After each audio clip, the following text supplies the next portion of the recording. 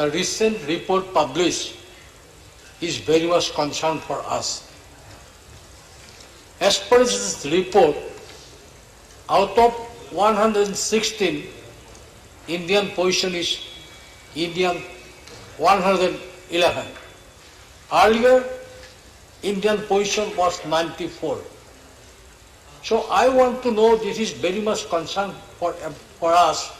I want to know from Honorable Minister to improve this situation, what measure government is going to take, and it will take how many years to improve our position. Thank you. Permission, I would like to highlight to the Honourable Member that the answer in fact reflects the challenges as to why the numbers in the Global Hunger Index is not acceptable to many in our country. The way that this survey was conducted was through a telephone call. And I'll just give an example of one of the questions posed in the telephone conversation. क्या आपको कभी भूख लगी थी जब आपने खाना ना खाया? So, can you imagine, sir, that we are talking about a medical challenge, a societal challenge that is measured through a Gallup phone call. This is why, and the other additional information that has been made available in the reply is that conditions where COVID has impacted the state of nutrition and societal, in fact, concerns in our neighborhood have not found a reflection in this index or in this study.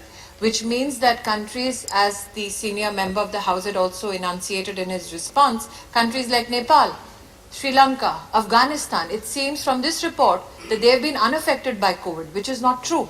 And insofar as the members desire to ask how much of an effort are we undertaking, again I will, sir, here highlight that apart from the Ministry of Tribal Affairs, Ministry of Health and Family Welfare is one of the lead participants in the Poshan Abhiyan, wherein through medical interventions, we have ensured that the Chief Medical Officer of every district takes into consideration children who are SAM and MAM, that is severely acutely malnourished children, and children who need medical attention immediately.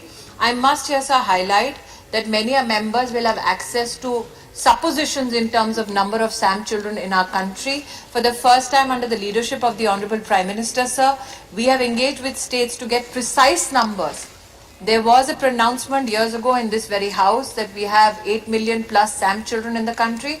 However, when states, sir, with medical assistance and supervision, undertook a survey, that number reduced to less than 1.5 million, sir. Thank you. Honorable M. Thambi Durai ji.